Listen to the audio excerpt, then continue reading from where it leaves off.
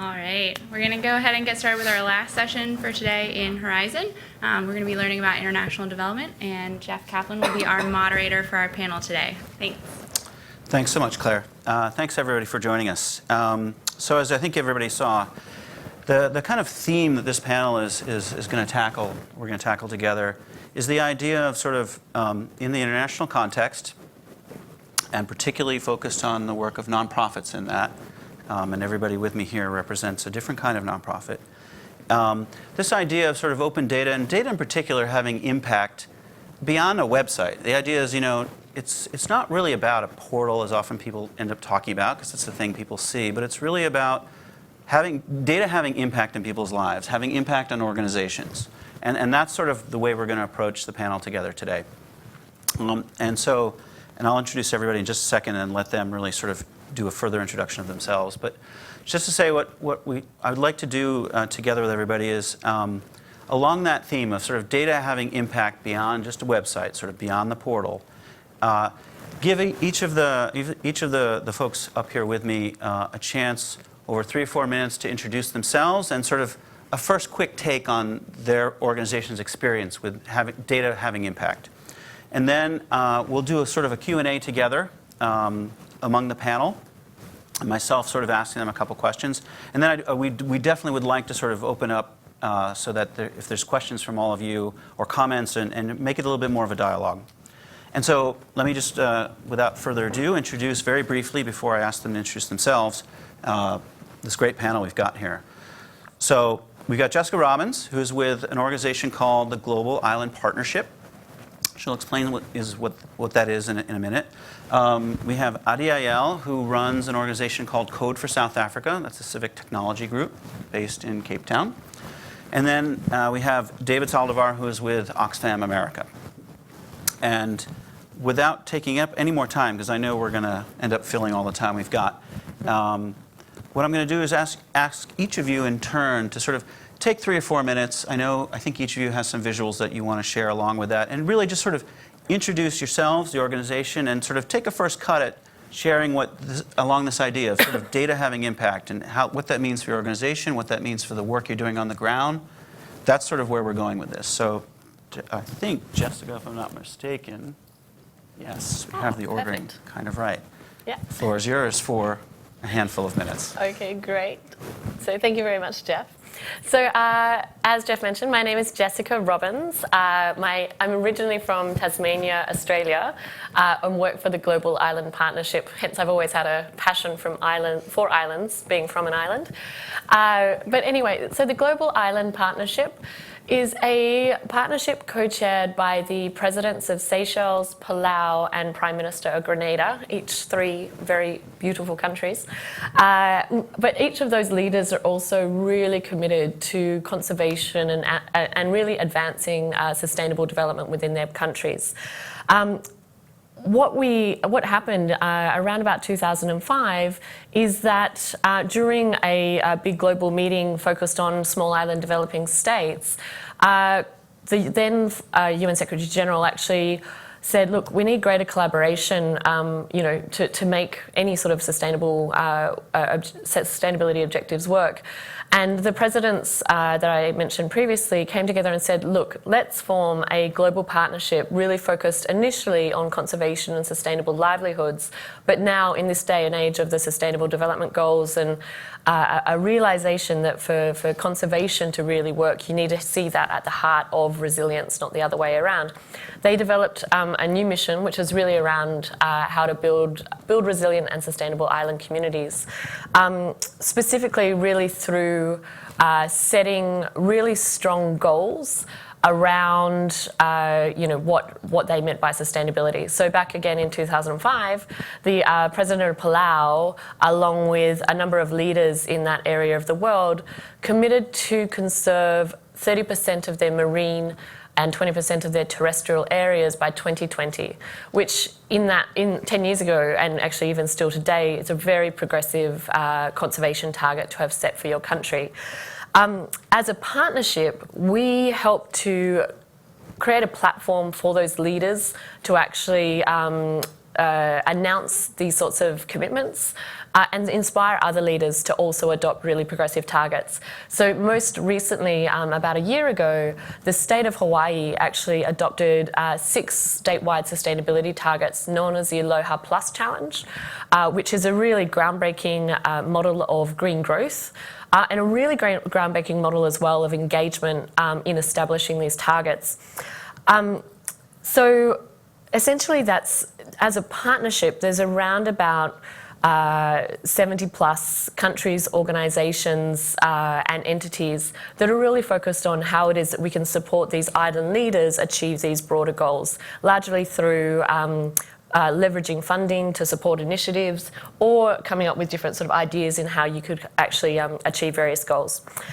Anyway, so essentially what it does is bring together people working towards collective impact.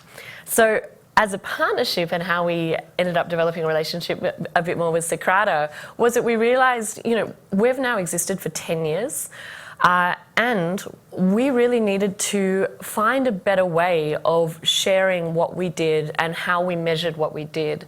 And it was a conversation that we'd had for years and years and years in terms of we've always had a sort of a dashboard tracker, which is an Excel spreadsheet, with maybe a PowerPoint at the end of it. So not that exciting.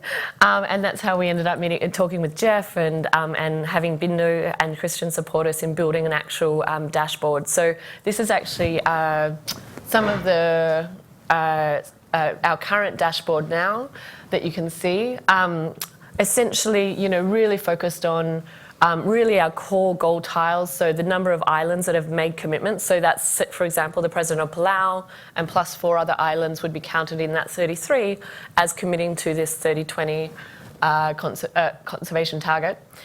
In funding leveraged, as a partnership, we've had more than $120 million channeled into island action, so supporting those leaders achieve those goals. GLISPA, or I do not have the $120 million. That is all in sustainable trust funds and other sort of trust funds, etc. But you can see, from being able to have this dashboard now, you can drill right into it. And other things. So, we also track how collaborative we are as a partnership and our sustainability. But I'll get a little bit more into that later because I don't want to. All right, that's great. I mean, so, GLISPA, a sort of a network of organizations around the world really focused on a pretty broad area, but sustainability for particularly island nations and island communities. Let's just switch gears for a second, if we can. Sorry. So, and that's just the Aloha Plus dashboard. From Hawaii. Yeah. Right. So. Okay, let's switch gears. We're going to have David have you take the control. As I said, David Saldivar, he's from Oxfam America, so you have a global NGO. That has a similar sort of span of GLISPA, but actually it's a single organization that sort of touches a lot of the world. So David, please go ahead and... Yeah, thanks, Jeff. And I'm really happy to have the chance to be here and talk to you about the way open data can have an impact for development that feels a little bit more tangible at the level where people live. And I just wanted to start off with a few images to kind of represent how Oxfam's trying to move in this area. So I work in the area of policy for effective foreign assistance. And so Jeff started off talking about impacts.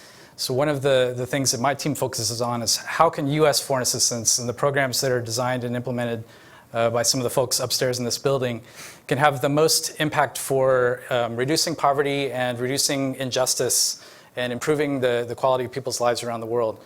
And Oxfam really believes that development is not something that happens by adding more stuff, but development is a quality that emerges from the compact between states and citizens, and that development is really driven by local leaders inside and outside government who are able to work together with the resources that they have at hand, whether those resources are domestically generated or support from international partners like the United States, to improve the quality of their own lives and make their societies more reflective of the way they want them to be. So this is Alfred Sirleaf in Monrovia, Liberia. And I should say at the outset that these aren't Oxfam stories. The stories that I'm selected here, I chose because they represent the type of people that we try to work with when we take this approach to facilitating the use of information as a tool for development.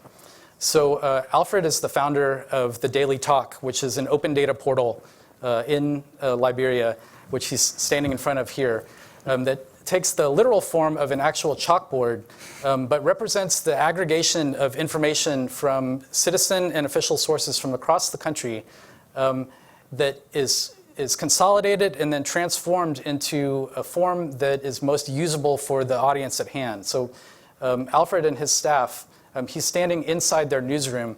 That chalkboard actually turns around to face the street and is located at one of the busiest intersections in Monrovia, so is viewed by thousands of people every day, and presents current, timely, useful information in a way that's most accessible to the types of people that are going to be seeing it there on the street. So in addition to presenting words and pictures, it also uses symbols and to make sure that they can connect with people who are non-readers. And it's all, at some level, informed and driven by data. So the format that he's using here is a form of a scorecard. And during the Ebola crisis, Alfred was one of many citizen-level outlets that was taking information from the government of Liberia, from humanitarian responders, and breaking it down into digestible nuggets of information that could really track how the government was responding to the crisis and how the resources that were available to combat the Ebola epidemic were being used, and whether citizens could have confidence that those efforts were being fruitful. And it's this use of information to empower people to engage through dialogue and intellectual engagement with their government rather than through conflict that is so critical in a situation like the Ebola crisis. So just another quick example. This is Katherine Bulaga. Katherine is a community activist in Tanzania. And in 2010, she started working in the village of Chembu, which is on the border between Tanzania and Malawi. This is the Songwe River that's part of that border. And you can, can't tell if you can see in the picture, but there's actually a rope bridge spanning from that tree on the right across to the Malawi side.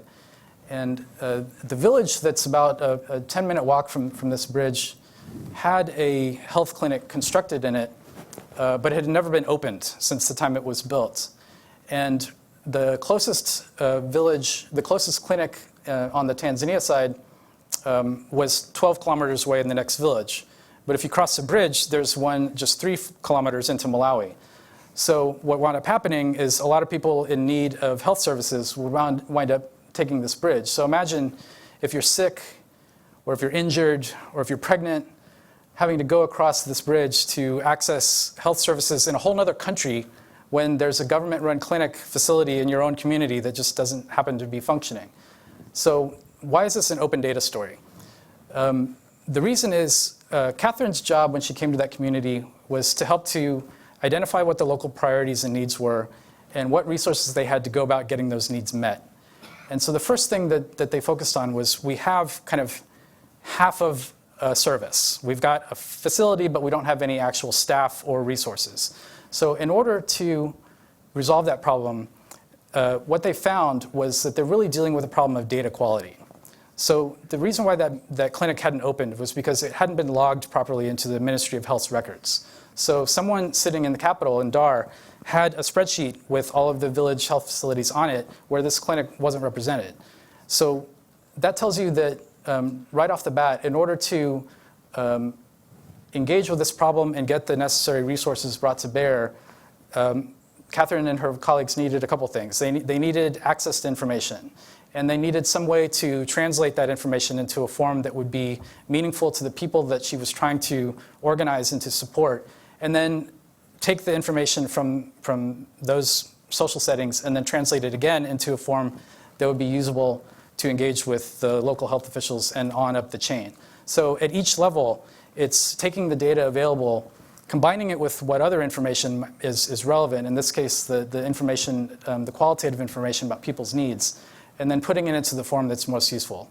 And we really think that in order for data to be an effective tool to accomplish the sustainable development goals that Amparo mentioned in the previous presentation, it's this kind of dynamic that really needs to take hold. And I'm looking forward to talking about that with you. Great, thank you. Much appreciated. Adi, we're going to jump to you right away. So please take the floor for a few minutes and tell us about Code for South Africa. Right. Yep, there you go. Hi. I founded Code for South Africa. We're a civic tech organization. We started out being an open data advocacy group, and we very quickly realized that no one actually cares about data.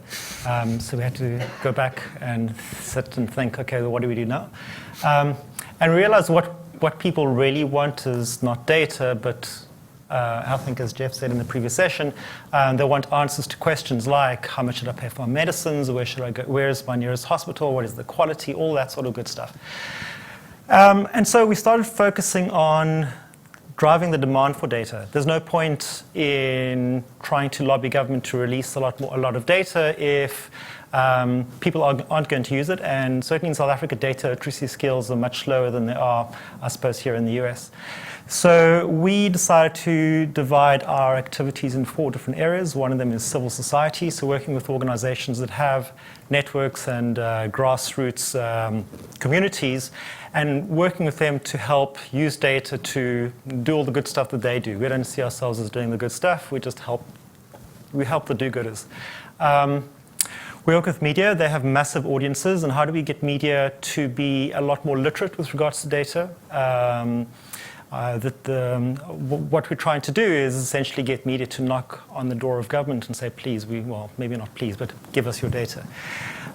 We also work with government in terms of some sort of supply. That's not really the interesting part. And lastly, it's around communities, getting people. So our grassroots are the techies and the activists and the journalists, etc. But getting those people to get more involved in data, understand how to use it.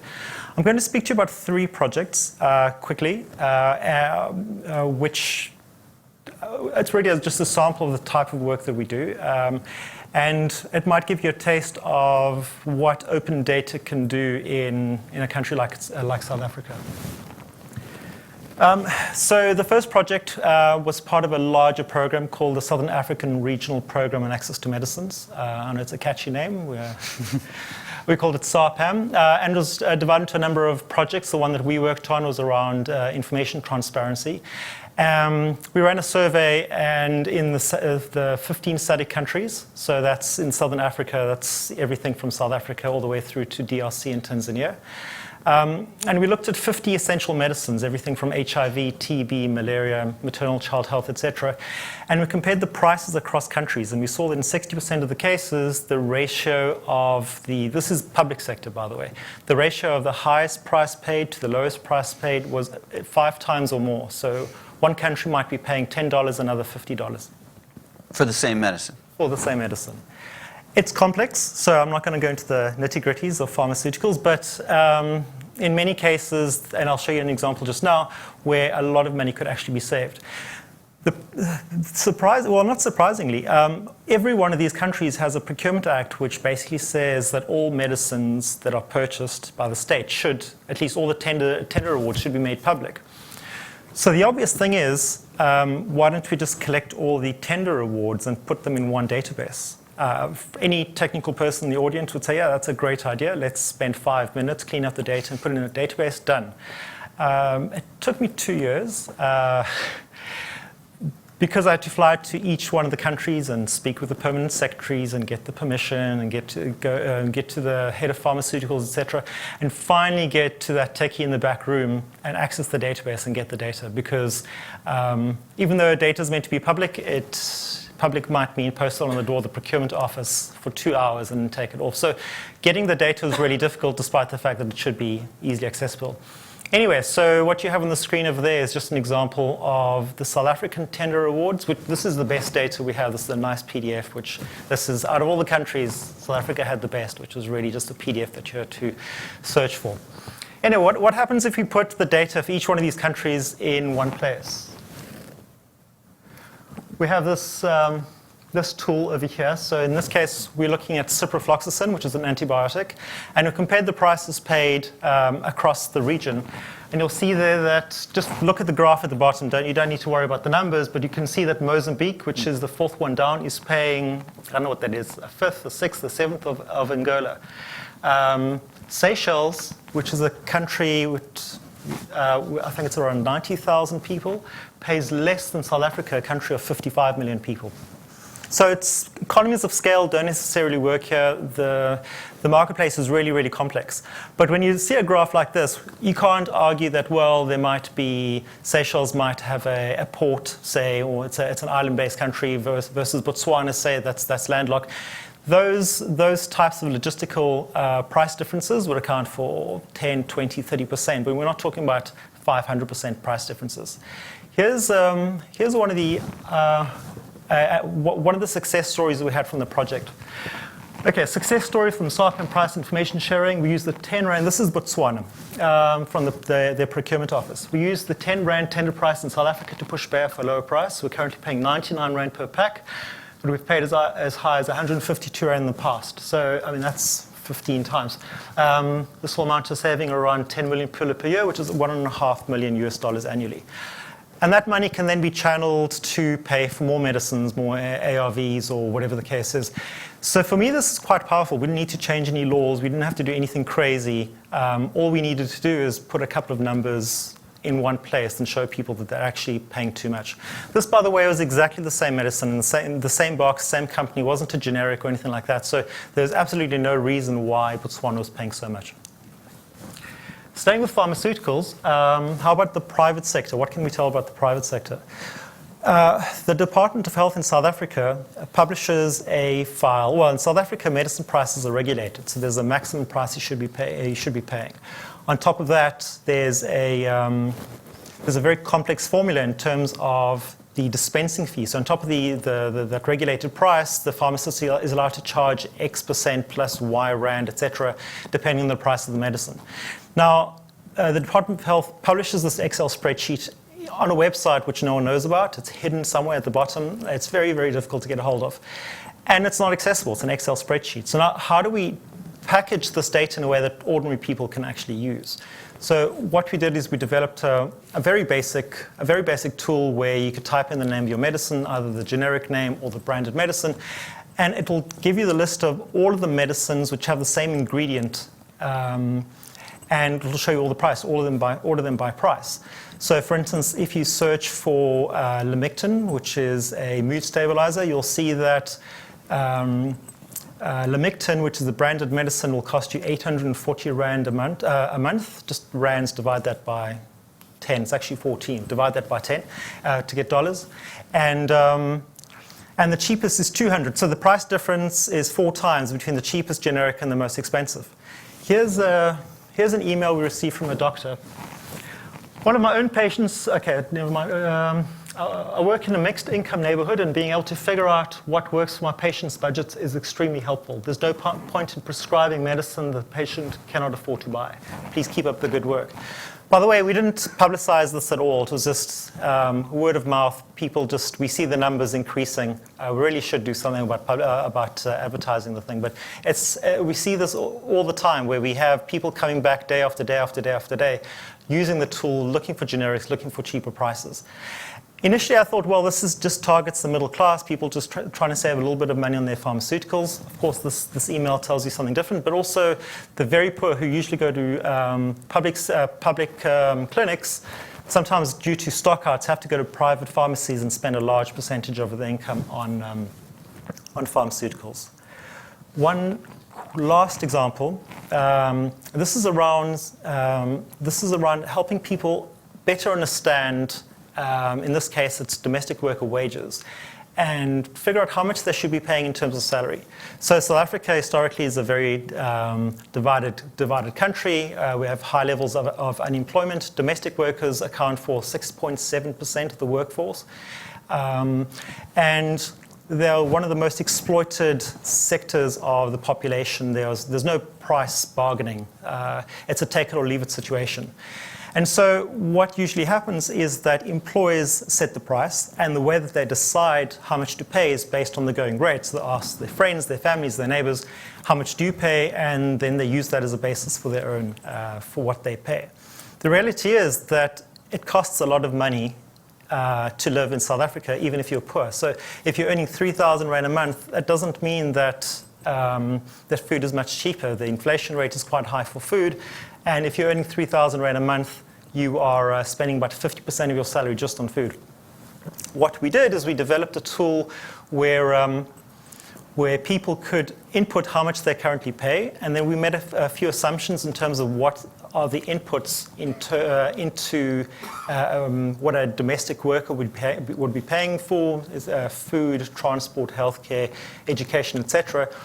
And we'd give them some defaults, but then they could play around with the figures. So if we said, well, 27 Rand a day is the minimum amount of that you can spend to get 2,000 calories on a very, very poor quality diet. You could decide, well, 27 Rand is a poor assumption, then we move it up to 35 Rand, look at transport, all that sort of thing. So the employers could play around with this calculator and come up with a figure. And usually what happens is you see that's what you currently pay and what you should be paying based on your own assumptions is wildly different. We published this in one of the national newspapers, and the result was overwhelming. It just, somehow we just managed to, we hit on a nerve in South Africa. There were tens of thousands of users in the first 2 days, and it was republished months later, and we had exactly the same response. Hundreds of comments, most of them angry, because people were saying, why are you dictating the minimum wage? We're not saying anything about minimum wage. You gave us the figures, we just calculate based on your figures. So these are three different tools which I think are quite useful in the sense that it's not just an app in terms of where is my nearest recycling plant, which is important, but rather here is some data, use it to make your own decisions, and hopefully that'll improve your life in some way.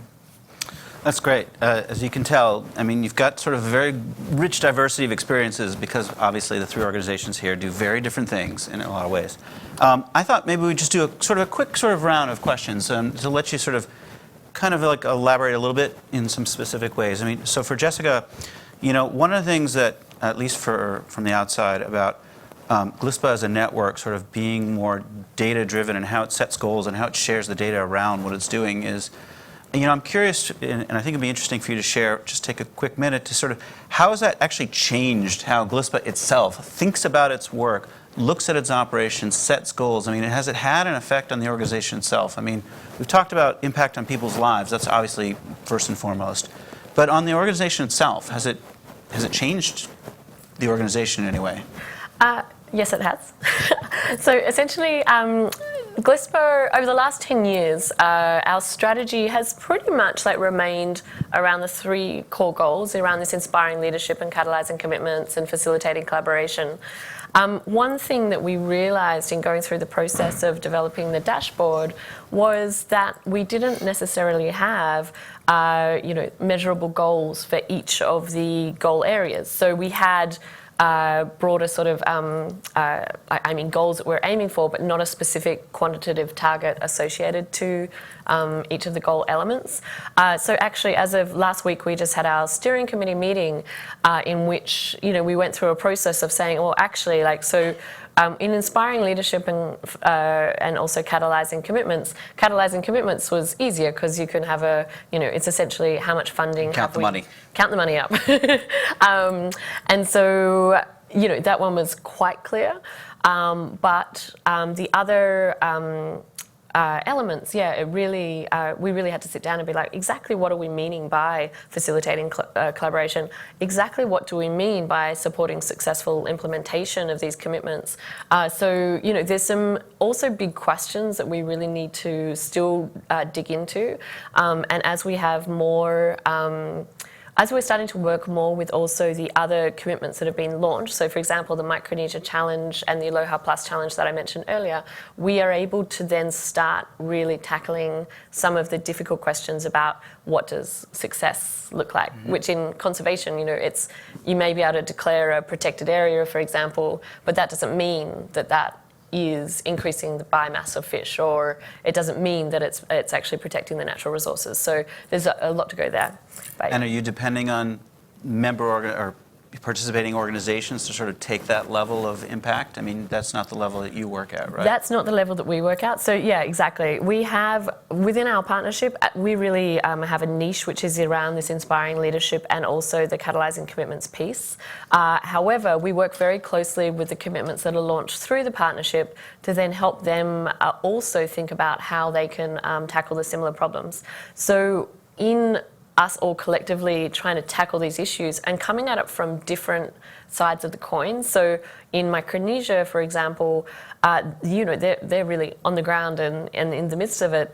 They have different ways of thinking about what success looks like to then Hawaii or the Caribbean. Right. And so with this conversation going on, ultimately we will, I think, have a really strong and potentially different set of measures, but a strong story at that regional and global levels around what success looks like towards goals. Right. So. David, you know the stories you told sort of are really right on the ground. I'm just wondering sort of the challenges of being Oxfam America, sort of a large nonprofit, actually having data that has impact to those people, from you, Oxfam, to them. Like, how does that work? Like, what are the challenges of like you having that kind of impact as Oxfam? I mean, I think one of the challenges that we're experiencing as an organization, both here in the U.S. and then worldwide as part of the Global Confederation, is making those leaps from those different levels. So the people that do the kind of programming that support Alfred and Katherine and people like that will have a certain set of data that they use in their day-to-day work. And you see the same thing at the mission level inside USAID. Then regionally, the people that are kind of designing strategies and programs to do an integrated program across several nation area are looking at different data. And then you get all the way to those of us working in national capitals, it's different as well. And then you also have to split off the kind of budget and financial data that sometimes lives in a completely separate world from the programs data. So that's really where it comes to a head for us, because we feel like if at this level we can intelligently combine the budget data with the programs and results information in a way that feeds back into how decisions get made about programming, informed by learning from the ground, but also across regional experience, then that's really making the data solve problems for us, the way that we've been talking about. And so it's not just the focus is no longer on look how transparent we are, but it's about getting better results from the work. Mm-hmm. Adi, the three examples that you gave, each of them in a different way had some very practical impact. The impact on government savings, impact on people, sort of the price they're prescribing medicine that people can afford. But I'm curious, especially in the context of South Africa, because it'll probably be a bit different than here we experience in the U.S. What are the key challenges of sort of turning data into something that's actually useful? I mean, you sort of play a middle role, I think, as sort of civic technologists. But I think it'd be interesting to share sort of like what are the key things that data coming to you and data getting out to someone in a way they can use? Like, what's the hardest part? What's the key thing that sort of you need to be doing? I think you mentioned it in the previous session. You're saying that your grandmother doesn't need to know anything about open data. Mine doesn't, that's for sure. And I think intermediaries, and we've spoken about that over the last couple of years, that intermediaries are quite important, incredibly important in the open data space.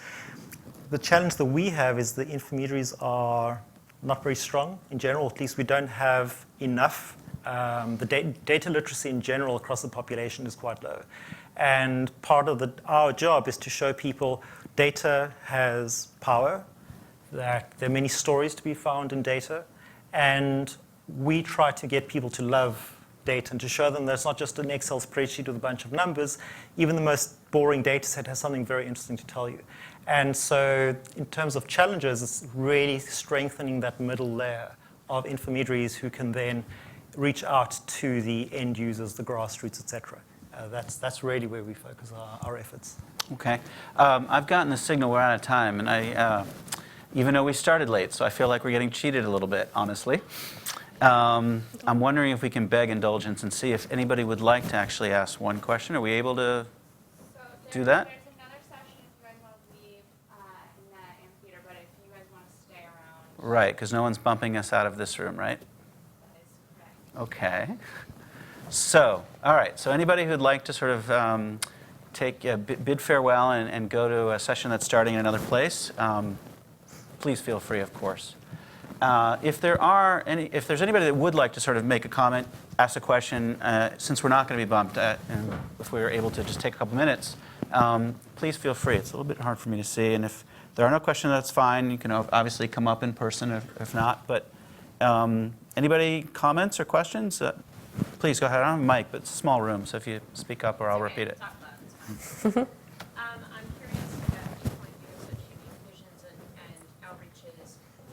How can people who are stateside help? I know I'm familiar with Oxfam, of course I can donate money, but for something like Code for Africa, what are my options? Well, I mean, you each can sort of take a crack at that. It's someone offering help, so. So just explain to me where are you from? What? Well, I'm from Seattle, but I am curious in general, just like what people can do to help each one of your organizations and what the options are. I think from our point of view, we deal with governments who don't yet have the vision, I suppose. I think just learning from other governments that have moved forward and have actually seen results, that's I think that would be quite valuable. Certainly from a civil society point of view, that's one of our big challenges. We work with media and other civil society and communities, but working at the government level is quite difficult. So I suppose if that were possible, I'm not sure if it is, I think that would be very valuable. Is there anything that you kind of crowdsource help on? For example, where, it's work that's just going to go beyond the hands that, for example, Code for South Africa itself might be doing? And that could be locally. I mean, I'm not suggesting it has to be international, but one of the things is sort of leveraging our networks of people who can donate little pieces of time to do kind of discrete little tasks. Yeah. I remember myself trying to sort of gather some photos for your protest data, Right. for example, from major media. Yeah, it's actually been quite that project's been recreated so many times. Everyone seems to think it's a really sexy project, but no one's gotten the photos yet. So, Jeff, if you want to donate a bit more of your time. No, I think one of the answers could be, for a lot of organizations, particularly in civil society, what they're trying to do is so much bigger than what they're able to do alone, right? It's obvious. And the idea of being able, because of technology, to be able to sort of crowdsource bits of help, not just dollars, but actually people's time on some discrete things. And so maybe, one answer is to sort of explore whether that kind of assistance on some very targeted kinds of things they do, a particular project, a particular kind of data you're trying to get out there. I could imagine, I'm not speaking for him, but I could imagine that being true in a number of different ways. And Jessica, please feel free. For GLISPA, we do accept money. So you can donate through Global Giving, always greatly appreciated. But also, on a more technical level, we're an open partnership, open to anyone that wants to help and support our mission. And so, we can literally, if you were interested, for example, in open data, then you could help us, or help me, think about how we can sort of use open data more. We also work with, these several commitments and countries internationally.